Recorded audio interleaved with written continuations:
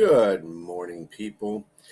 It is Saturday, the 23rd of August. This is the debate show. I am your host, BS Arndt. I have with me J. Train Martin, if I can talk this morning, and Jack Hirsh. I hope you gentlemen are doing well this Saturday morning. We do have some debate questions dealing directly with the current NFL and what's going on. Start off with by starting Daniel Jones, have the Colts given up on Anthony Richardson as their quarterback of the future? Oh, well, I'll start. Yeah, absolutely. Absolutely. And I kind of wondered what the Colts were doing here. If they got Anthony, if they made the decision that Daniel Jones is going to be the starter at the beginning of training camp, then maybe you rehabilitate Anthony Richardson and he reclaims the position at some point. You say, look, we rushed him a little as a rookie. He's going to sit back. He's going to learn. He's still going to be our quarterback of the future. But Daniel Jones is young, and at one point, Daniel Jones was the Giants' quarterback of the future. So it's not like Daniel Jones is an older veteran quarterback like an Andy Dalton, a Marcus Mariota, etc. And so what they did, the Colts, they had a competition. And I'll be honest, guys, and you're going to laugh at me. I don't like these quarterback competitions. And the reason I don't like it is because even though the idea is to have a winner and have someone earn the spot, you're diminishing someone else and you're tarnishing them virtually forever because they lost the competition. And how do you think Anthony Richardson is going to look in the eyes of his teammates? He lost the competition to Daniel Jones. He's no longer the guy. You know, I think the Colts could have resolved this at the beginning of the year. They could have seen what draft capital they could get for Anthony Richardson. Just make Daniel Jones the starter. I understand they wanted to see how Daniel Jones looked in training camp. My question is why? They had enough game film of Daniel Jones in all his years with the Giants. You know what he's going to give you, both good and bad. So they had a competition. Anthony Richardson is the backup now. And I just don't see him being their quarterback of the future.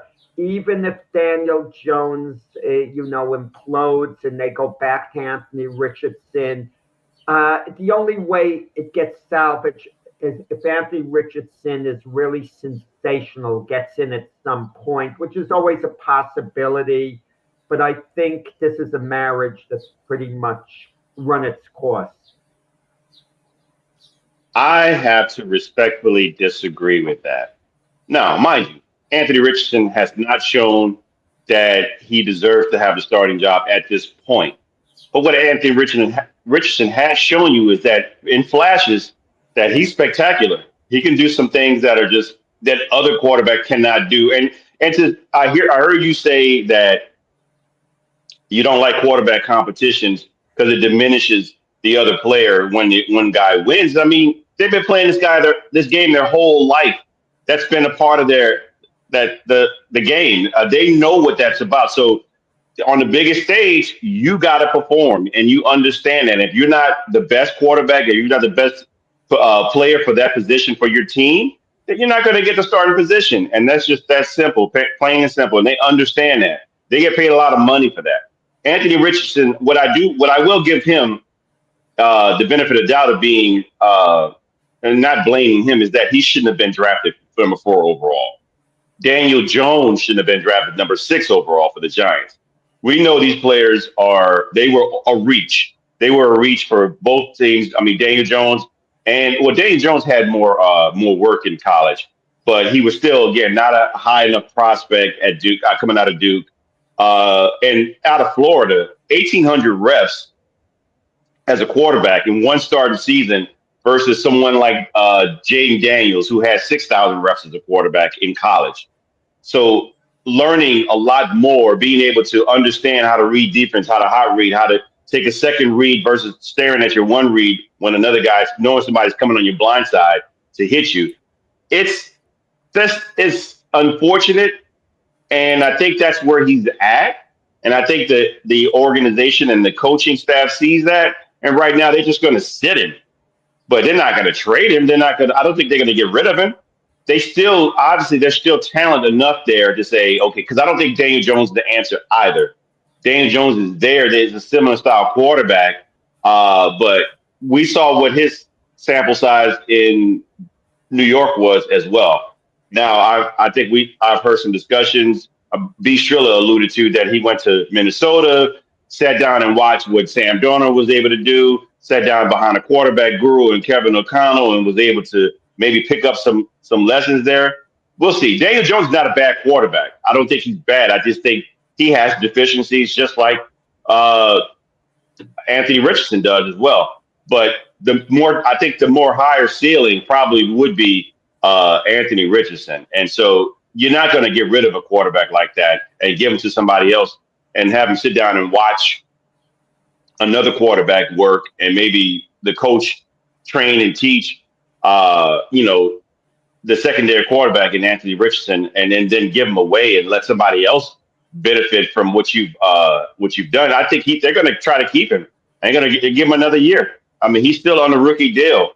So, and you can either keep him, give him a fifth-year option, or don't give him a fifth-year option and let him work his butt off, trying to prove that he belongs as the franchise quarterback, or at least a starting quarterback in the league.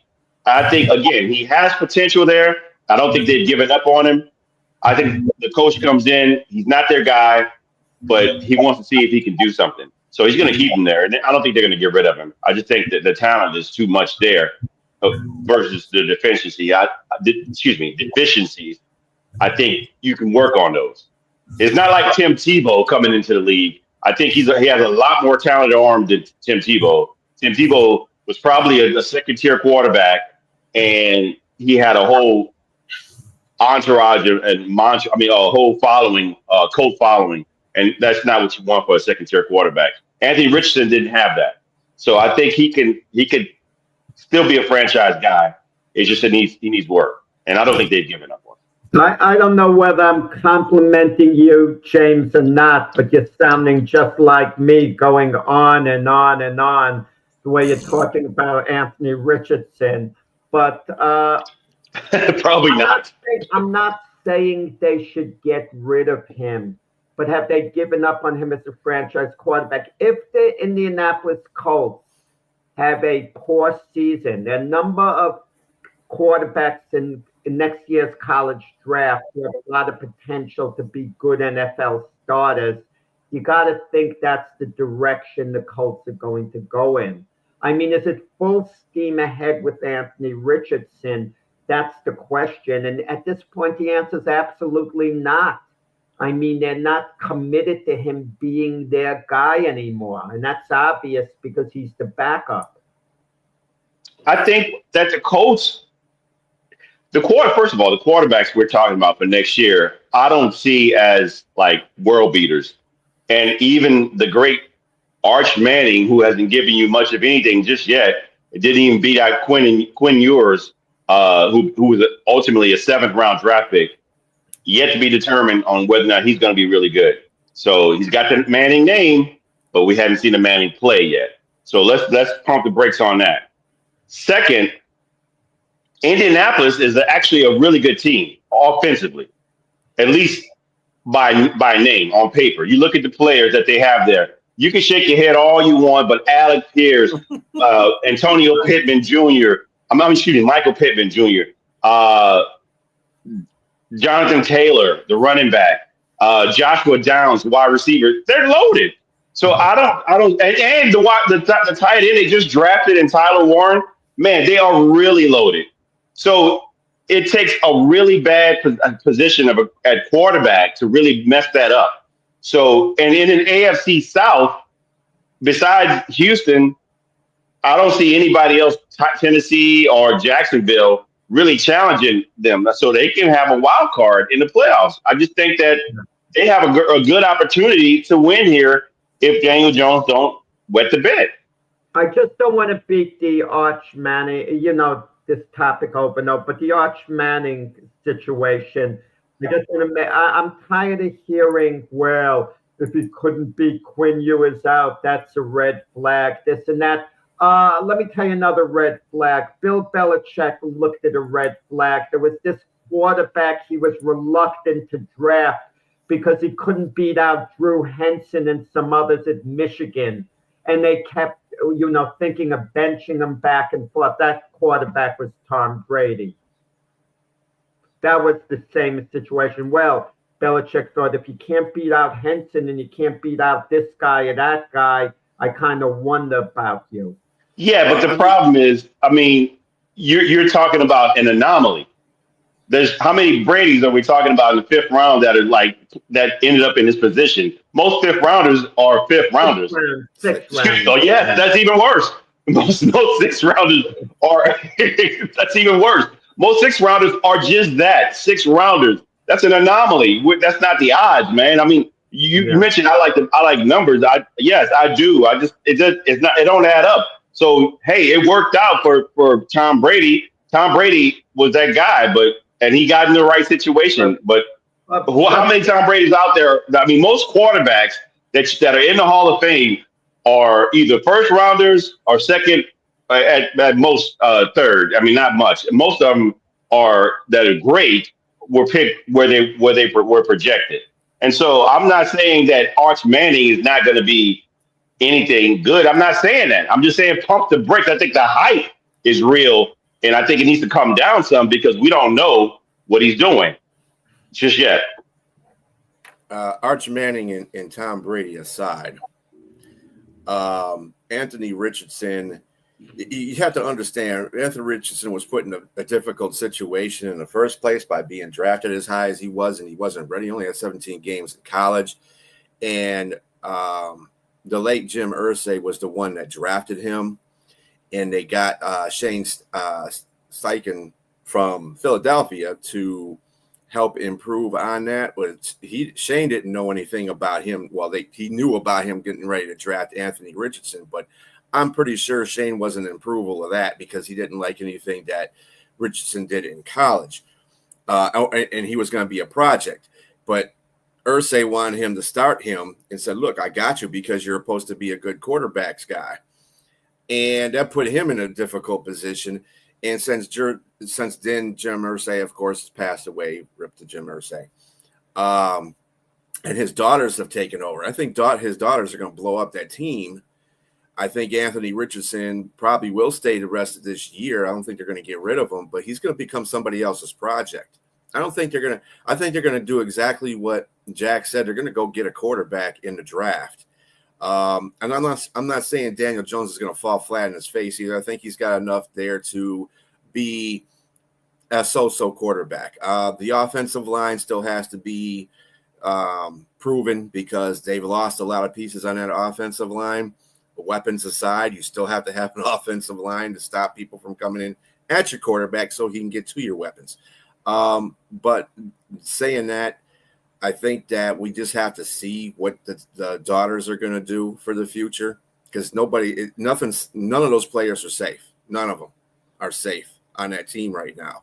I think this is going to be a year where the daughters are going to evaluate the whole team and see who they need to get rid of, who they need to replace. If it's the coach they need to replace, they kind of gave the thumbs up to the GMs at this moment about, yeah, you're good, you keep your job, but that could change over a course of the year too. So we just have to see what's going on when you have a change like that in your culture, in your franchise. Everybody start ducking because they're going to start getting rid of folks because they want to build the team the way they want to build it. And let's say Jim Irsay was a charismatic coach. I don't think he was a great coach of building a team. I'll put it to you that way. I think he was one of those guys that, he was like Timo Jerry Jones. The owner, yeah. So, I mean, build a team. It's going to be a weird season for the Colts. So I hope everybody's on their A game, whoever they are, from front office all the way down to the players and the water boy for that matter. So we are going to go to the next question here. Did Jerry Jones and Jimmy Johnson deserve a similar amount of success for the Cowboys' 3 Super Bowl victories during the 1990s? Go ahead, there, J Train. You got the floor. So I was I was 17 when the Cowboys won their first championship in the 90s. And I was a fan of the Cowboys. I was a fan. I watched them. I lived in Texas, and I saw when they drafted Emmitt Smith. Emmitt Smith was a awesome rookie. Uh, they made a Jerry Jones bought that team, and they made that Herschel Walker trade in 88, 89. That changed the whole perspective. From what I gather, though, is that Jerry Jones expounded upon the idea. Jimmy Johnson's the one that had the idea of it, and they had an excellent draft. I mean, the next few years, and grabbed all those players. They got Russell Maryland, they got Darren Woodson, of course, obviously Emmitt Smith before that, and then they had Michael Irvin and Troy Aikman prior to that when they were not good. And Jimmy Johnson definitely led and coached his team to 2 championships. Obviously, he wasn't the coach there. I think had he stayed there, had he not had any disputes with Jerry Jones, they would have probably won 4 straight Super Bowls. I think. And again, I just think Jerry Jones, as what he's doing right now, as much as he takes a lot of credit for things good, which wasn't all his, Jimmy Johnson, he came out later and said that Jimmy Johnson was a major part, and they reconciled and everything like that. We understand what Jimmy Johnson and his contributions were to the Dallas Cowboys in the 90s.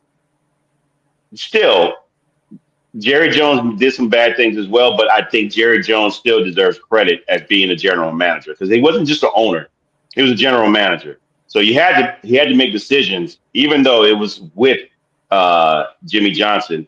He still had to make decisions and either pay these players, like Emmitt Smith. He didn't want to pay Emmitt Smith, and we understand what happened when Charles Haley was mad. They lost 2 games. He threw a helmet, and it was not too far from Jerry Jones in the locker room.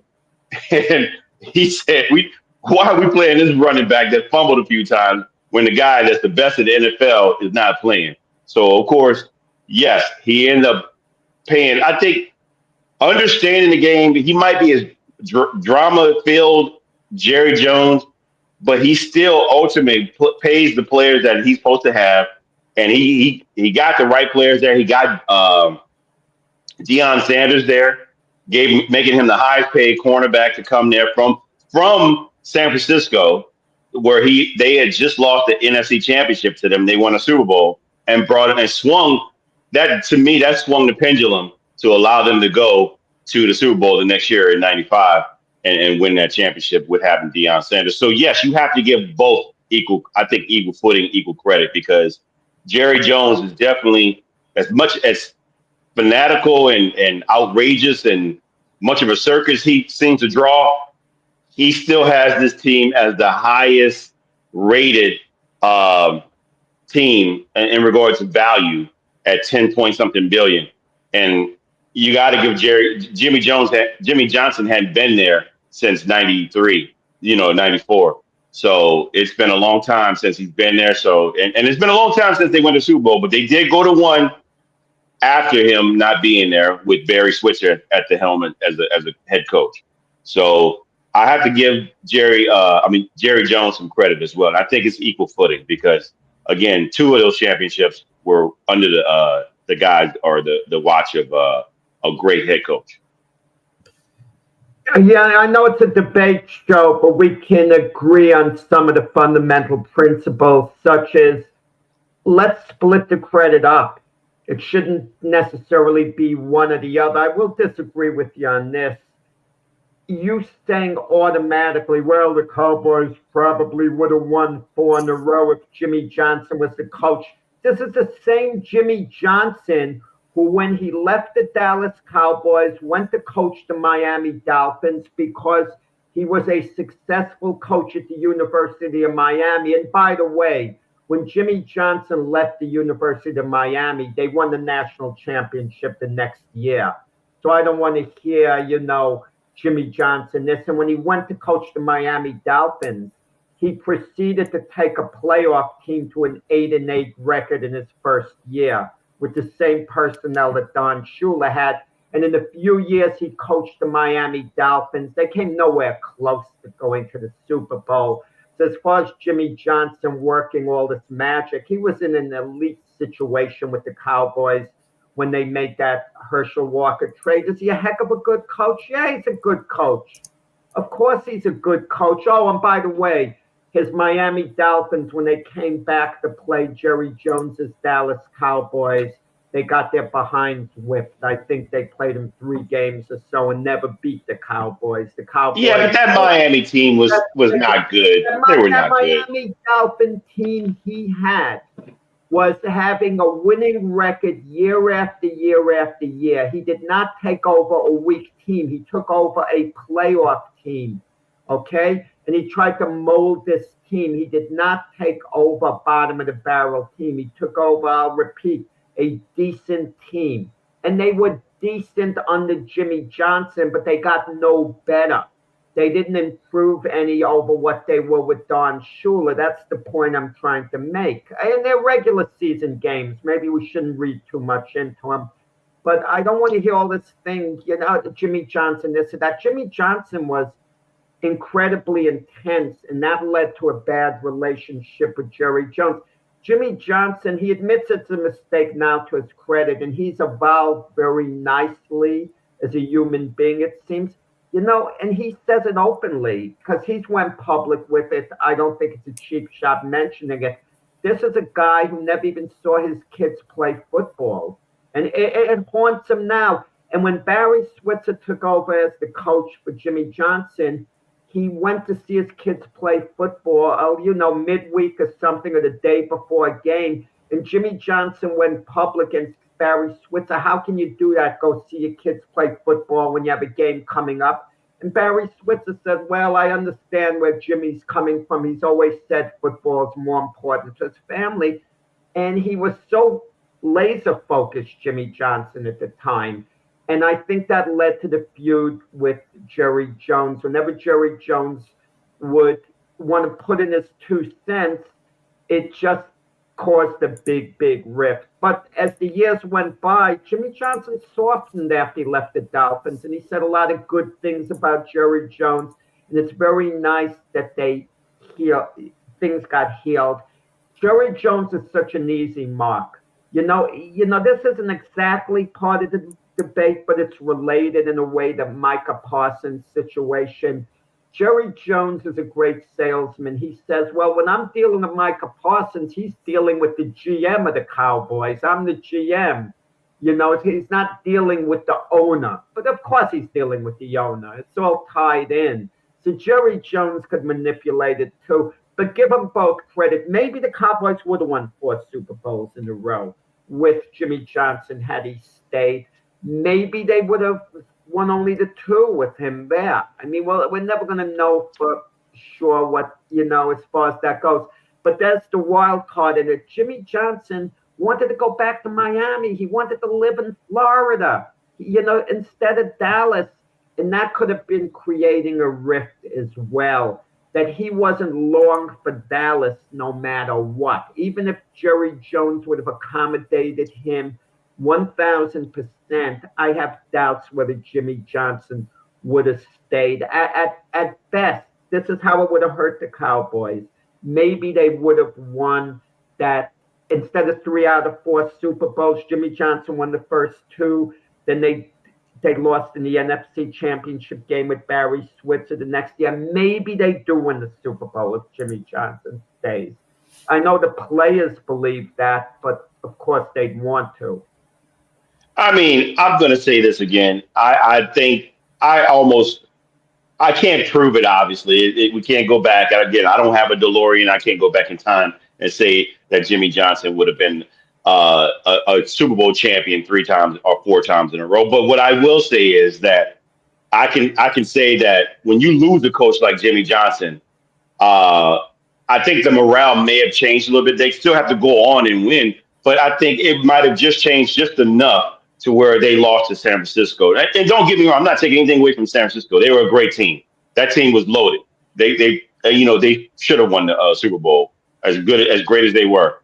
But I'm just saying, had the head coach that was there through all the, their losses and their wins with that great of a team in Dallas been there, they've had a better chance of winning the NFC Championship and going to another Super Bowl and winning that one against San Diego at that time. And let's just say this about Jerry Jones. All of the great coaches that he's had, I mean, Bill Parcells, he's bumped heads with. He gets in the way.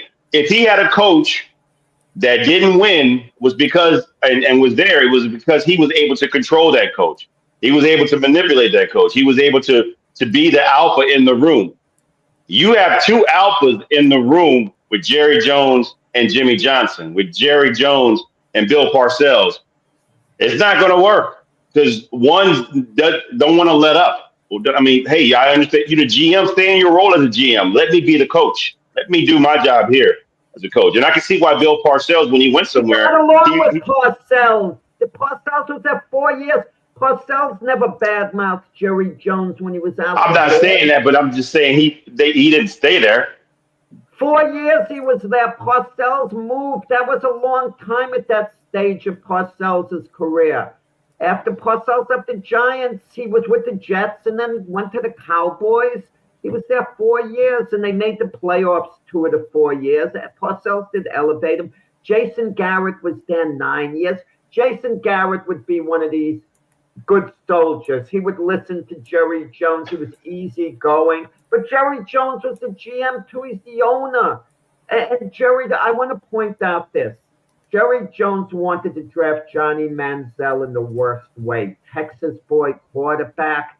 And he went around the room, and they all wanted Zach Martin, and he was steaming. He pulled his son Steven aside. He said, Steven, you got to dare to be great. Jerry Jones would have screwed that up. They never would have gotten Zach Martin if it was left up to Jerry. But at the end of the day, Jerry Jones was in a terrible mood about it, but he deferred to his people, and they drafted Zach Martin. Which turned out to be a great decision. Great move, one of the great guards in NFL history. Yeah. I'm as far as Jerry Jones and Jimmy Johnson are concerned, the reason that Jimmy Johnson was let go from Dallas is because of the fact that he wanted some authority. Jimmy Johnson wanted some authority in that. And the ego of Mr. Jerry Jones was, and this is when Jerry Jones actually cared about winning Super Bowls. I don't think he cares as much about it anymore as getting his brand out there and making that money. But at that time, he cared about winning Super Bowls, obviously, probably to promote his brand. But at the same time, Jimmy Jones wanted some control of the team, and Jerry Jones was like, yeah, that ain't going to work, brother. Until James's point, is two alphas going at it. And if you look at other coaches that Jerry had since then, they're all yes, sir coaches. They're all, they just, hey. Outside of Bill Parcells, right? Mm-hmm.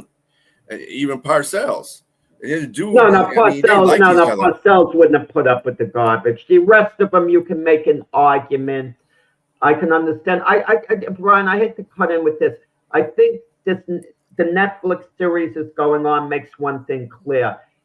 Jimmy Johnson was too strong of a coach where Jerry Jones would be trying to take control. Jimmy Johnson had a ton of control there. I think it was a question of who was getting the credit.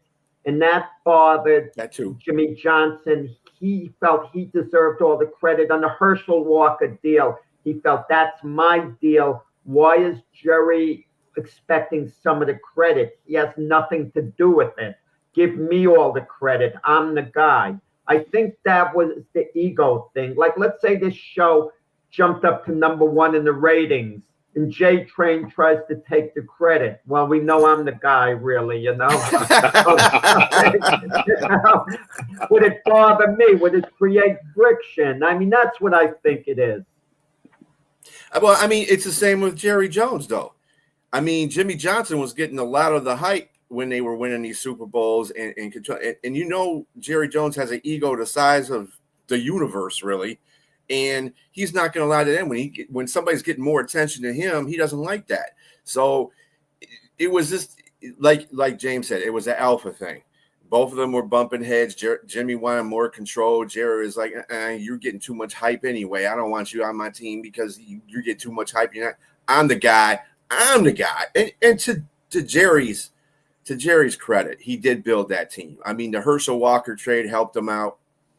And he made some very good, shrewd other decisions about bringing players in after that too. Jimmy Johnson was the architect of that, though. I mean, he made those players work together well. You got to remember. Well, he claimed he drafted him, Brian, Jimmy Johnson. And Jimmy Johnson did draft him. Credit for the draft. Yeah. He cut a lot of the players that Minnesota gave him, and if he cut the players, he would get those first round draft picks. And so that's what he ended up doing, because he wanted those first round draft picks, and they ended up being great players. I mean, they hit. That's the thing about luck went their way, along with some obviously strategy and everything else, but you have to have a little bit of luck in there somewhere in regards to that. So they did well. It was even Jimmy Johnson himself called it a highway robbery. So they were able to steal from Minnesota and take away from them. Yeah, I mean they were a good team. I mean, remember the Lions had beat them in the NFC divisional game pretty bad, and they had the same. They had basically the same team. I think they added a couple more pieces the next year, and they went to the Super Bowl. And the year before that, they were kind of dismal. They weren't a great team. So you saw the progression over the 3 years that Jimmy Johnson was there, and they won a Super Bowl. And that's awesome to me. They were a really good job. When Troy Aikman got there, they were 1-15, and when Emmett got there, they were 8-8. And then, like you said, they got to the playoffs. They got lambasted by. They got lambasted. 7-9, but they were getting better at the end of the year when they were 7-9, and then they went 11-5. Yeah, 7-9 playoffs, and lost, I think, 38-6 to the Lions badly. But at that point, we all knew they were 1 year away. But they had to get by the San Francisco 49ers. Great team themselves, and they did it, and then won the Super Bowl, beat the Bills, and then the next year they won as good, but good enough, to go to the Super Bowl and beat the Bills again. And maybe they would have three-peated or four-peated if Jimmy Johnson been there. But let's say Jimmy Johnson was there. I don't think he wanted to live in Dallas all that time. I think he kind of wanted life in Miami. And it played out. Now in retirement, he's in Florida. And he admits that's where he kind of wanted to be. Well, I mean, regardless where he wanted to be, I really did think that he enjoyed coaching the Dallas Cowboys. I mean, that's where that moniker comes from. How about them Cowboys? Because he's the one who shouted it out in one of their Super Bowl victories. I think that when you coach a team like that, and you're so engrossed with your players that you put in there, and everybody is strive for that Super Bowl. Everybody got together to win that, and you've come a long way coaching that team to where they were. The success for a coach, let me tell you, it's different levels of coaching. I coached for kids. It was great when they won games, and it made you feel good about it. And I think that's the same thing about Jimmy Johnson. Whether he wanted to go to Florida or not is kind of like not irrelevant. But had he gotten along with Jerry Jones, it would have probably been a better thing if he was the yes man. But that's not who Jimmy Johnson is. He's not that guy. So again, keep alluding to the fact that there's two alphas in a room.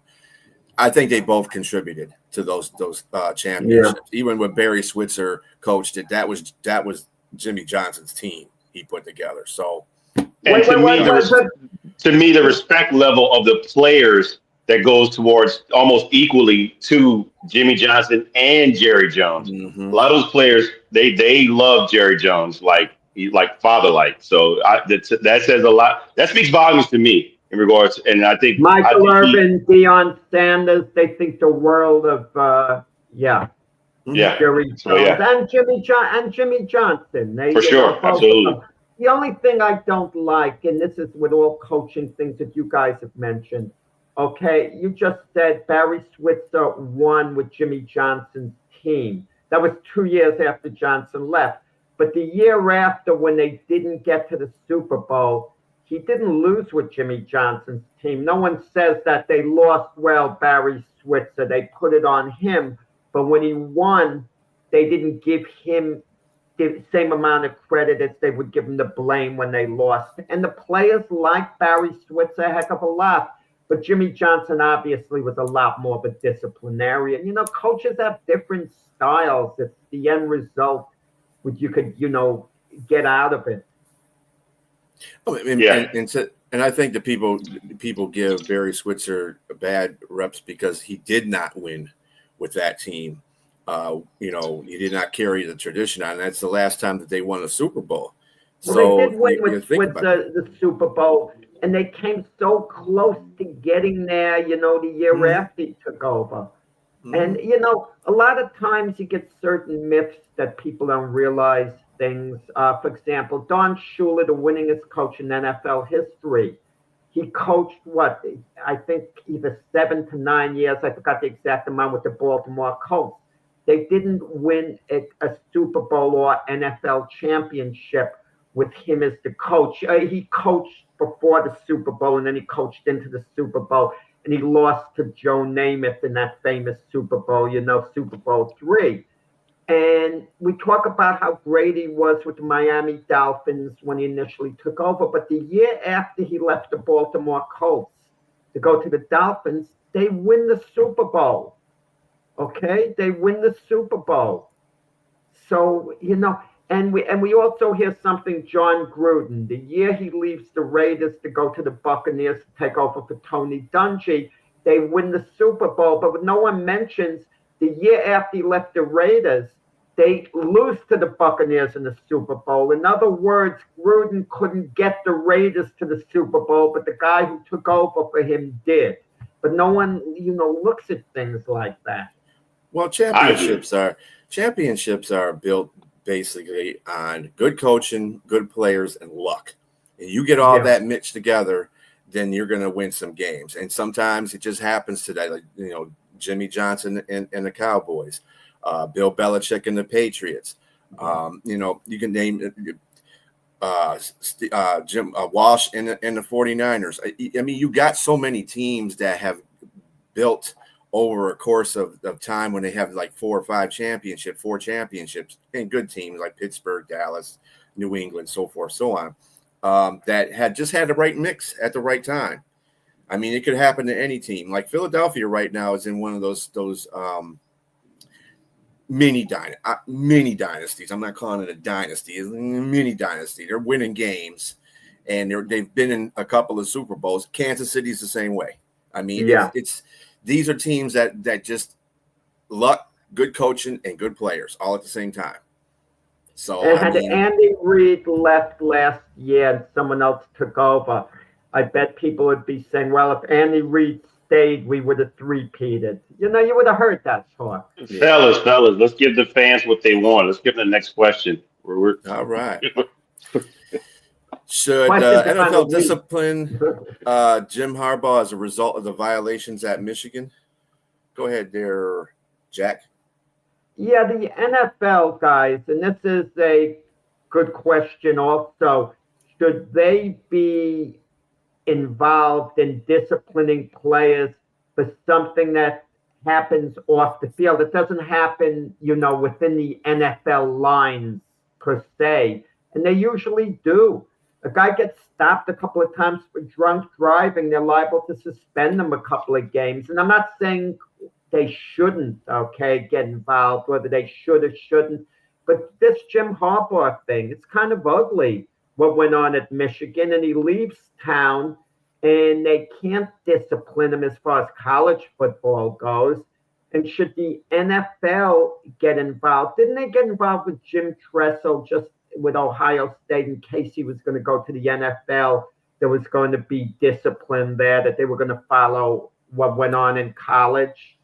And, yeah, I kind of feel the NFL's being a bit hypocritical. If they let Harper slide, then what about all these players who broke certain rules in society? Okay, I did some things, that went against the societal grain. They step in and they discipline them. Look, Ray Rice, it was unfortunate what went on with him and his wife, but it ruined his career, something like that.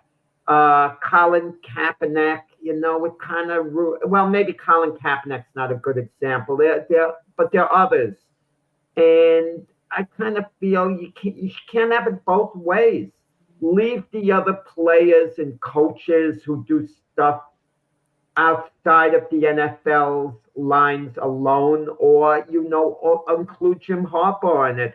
I don't want to hear if a guy got into a domestic dispute, a coach, and now you're suspending an assistant coach, for example.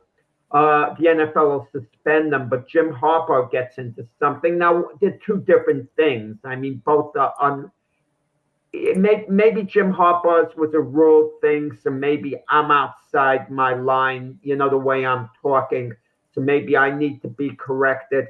But I kind of feel, yeah, Jim Harbaugh shouldn't be allowed to get away with it. If the NFL has an indirect relationship with college, they should maybe do something. Suspend them, a couple of games for what went on with the college violation.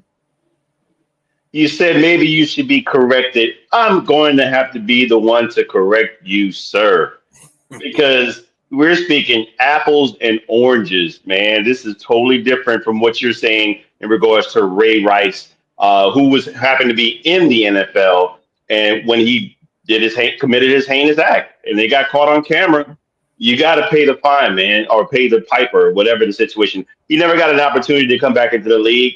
It's unfortunate. I think he went through counseling and did everything, the steps he took needed to try to rectify his situation. Him and his wife stayed together. But that's just, unfortunately, those are the breaks.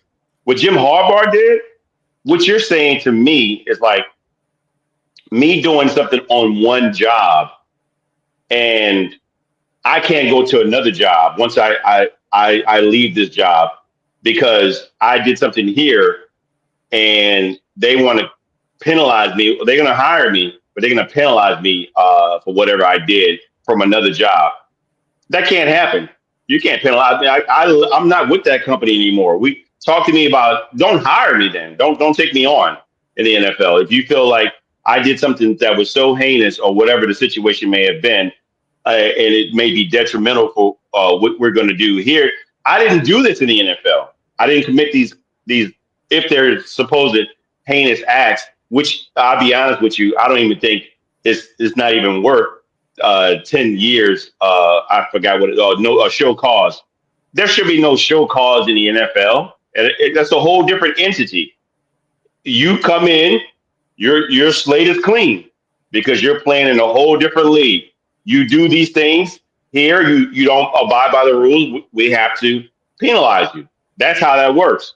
But you got to actually allow me to play and coach and allow me and let something happen. Then you penalize me. But don't penalize me for something for a whole different organization or league. I'm not even going to be there anymore. I got my penalty. I've been penalized for that with a 10-year show cause. And I'll be honest with you, it's not going to. If he even decides to come back to the NCAA, somebody's gonna show great cause and allow him to come back. That's just how this works. You want charismatic winners in the forefront, regardless of what the situation is. That's why Bill Belichick with Spygate and Deflategate with Tom Brady, they got slaps on the wrist because everybody wants to see a winner, regardless of the situation, regardless of the cheating. You want to see a winner. That's just what it is. Unfortunately. You want to see somebody be loved, and you want to see somebody loved to be hated. It's just a part of the game. It makes great theater. It makes great drama. It breaks it culminates all these things together that brings about money, that brings about ratings, that brings about power. The NFL understands this. They are not going to penalize a guy, again, apples and oranges. There's no way he's going to get penalized for something that he didn't do in the NFL yet, at least. Yeah, I think that I got Pete Carroll on the line. There you go. That's a perfect example right there. So, I mean, what Jim Harbaugh did in the NCAA is what he did in the NCAA. He's already got sanction for it, where he can't come back into the NCAA, get a coaching job until like 2038. But I don't really think he's going to care at that point, because he's near the part of his life where he'll retire after he gets done with professional football. So I don't think that's going to fade as many. Everybody's always trying to reach outside because they're mad that, Michigan cheated. I was like, none of the rest of the Division 1A teams cheat, right? I bet you if you dig down deep in any of these teams and you investigate them like they investigated Michigan, and Michigan brought that on themselves because they self-investigated, and the NCAA, wait a minute, there's something going on here. No, you can't just we need to know. And then, of course, like I told you, Jim Harbaugh was the one that initiated the players getting paid, and the NCAA didn't like that, so they came after him for that. There's so many things. I mean, you can go to the University of Alabama and investigate. I'm sure you're going to find some cheating processes. Ohio State's got investigated, and they swept that under the rug, and they were cheating too, with two different coaches at the time. So, I mean, it happens to every team. And but the cases that you made about Rice, that happened in the NFL. Those are things that happen that need to get punished in the NFL. Anything outside of that, yeah, I kind of agree with James on that. It shouldn't be reached into the NFL for the violations that Jim Harbaugh had at Michigan in the NCAA. So, all right, next one. Okay, this one is just for Jack.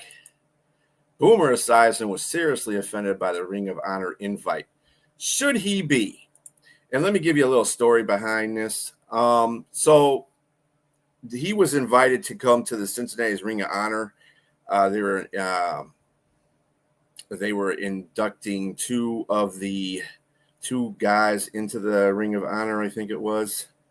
But anyway, the point of the matter is they were inviting him, but he had to pay for everything.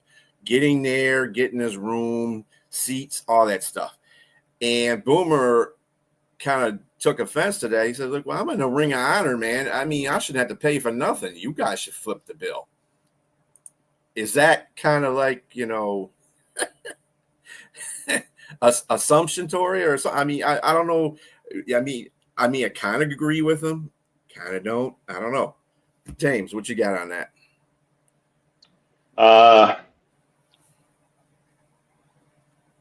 That's interesting. That's very interesting, because on one hand, I'm probably one of your greatest quarterbacks that's been there. I'm in your Ring of Honor, and you invite me to come there to induct two other players. Shouldn't you foot the bill? I mean, you want me to be there. You want my time. My time is valuable. And I think that's what mostly people don't understand, is that, okay, I don't play football anymore. I have a living. I do radio. I do talk show. I'm busy. So I don't have to be there, but you invite me to come there. So maybe you should foot the bill to say, okay, we want Boomer aside. And then what do you think of me? That's another thing. I got to two Super Bowls, one Super Bowl, but I played great there. I played, and I'm in your Ring of Honor. But if I'm in your Ring of Honor, how do you value me? How do you value me to be there? This to me, this doesn't surprise me with all the things that are going on right now with Trey Hendrickson, with how, it took them a lot to pay those other players. This organization is cheap. They can't even pay for a hotel and a flight for the guy to come in and be there. To me, this is not good. This reflects bad upon the organization. There's no way that I'm going to ask somebody to come in that's a former player, that's a great player, that's in the Ring of Honor. I'm going to ask him to come in, and I don't foot the bill for him to come in. Of course I'm going to feel some kind of way if I'm Boomer Esiason. So, yes, I think they should have paid, and I think he had every right to feel the way he felt. Yeah, I actually have been indirectly involved with things like this when I was the president of the Boxing Writers Association of America, and I've been very involved even after being president. I'm described as being the GM by the current president, Joe Santoliquito, and we've had cases, and I had one particular case, okay, like this. Floyd Mayweather was getting the Fighter of the Year award at the MGM, hotel in Las Vegas, and this was 2 nights before he was scheduled to fight, against Marcus Madonna. And Floyd Mayweather lives in Las Vegas, so he wasn't the problem. He was going to be on location, and he was fighting there. But I wanted Sugar Ray Leonard to present him the award, and I contacted Leonard's people and basically knew we weren't going to pick up the expenses. We didn't have all that financial capital. We had money in the budget, yeah, but we kind of had to be a little prudent, thinking of the future, how we were going to spend it. And my thought was, Leonard is a wealthy, wealthy guy. He can afford to, he lives in Los Angeles, close to Las Vegas, could pay his way coming there.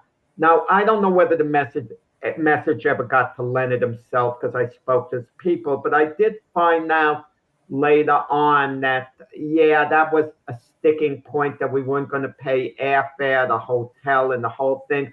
I thought it would be such a big thing for Leonard's profile because this was the Academy Awards of Boxing, to present Mayweather the award. And of course, I would arrange it with the promotion. He would be going to the fight, the whole thing, but that wasn't quite good enough. But this is a little different. This is a sports franchise, the Cincinnati Bengals. If they invited Esiason, they should foot the bill. Now, if Esiason wanted to come on his own, no, that's another matter. But then again, I'm playing devil's advocate. Esiason is extremely well off financially. I can safely say. I feel he should be, at least. Look at all the TV and radio work he's done for all the years since he's left the Bengals. He hasn't been unemployed. He has to be doing quite well financially. So I don't think with Esiason it's a question of the money. I think it's the principle, and I think he's correct.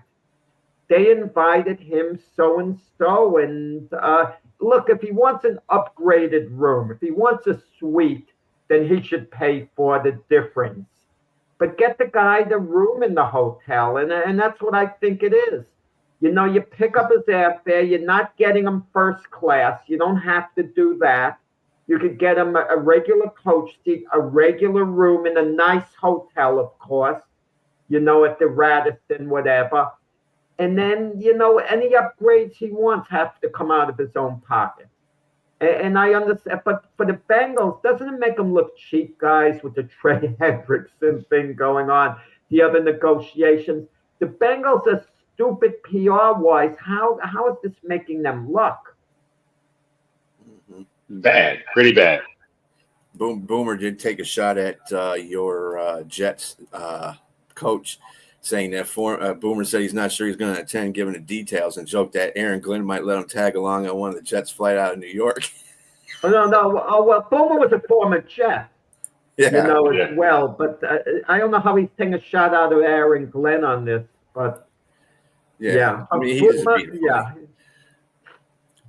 Okay. Okay, let's try to see if we can get this one going through here. Should Lou Whitaker be in a Baseball Hall of Fame? This is second baseman from Detroit Tigers who played for the Tigers from 77, I believe it was, to 93. Yeah, somewhere around. Yeah, 93. Or 95, I'm sorry. 95, yeah.